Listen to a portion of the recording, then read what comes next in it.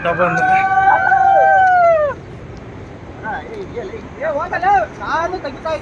ನೋಡ್ರಿ ಇಲ್ಲಿ ಓಪನ್ ಆಗ್ತಾ ಇದೆ. ಒಂದು ಫಸ್ಟ್ ಗೇಟ್ ಓಪನ್ ಮಾಡಿದ್ದಾರೆ.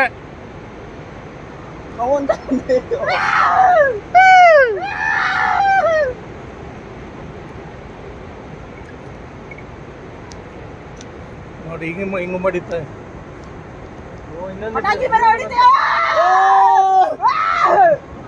ಎರಡನೇ ಗೇಟ್ ಓಪನ್ ಮಾಡಿದ್ದಾರೆ.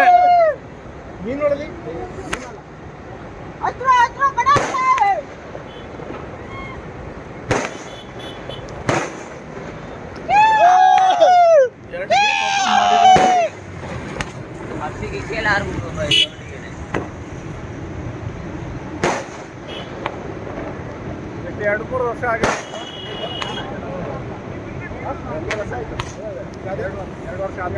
ಈಗ ಈ ಕಡೆ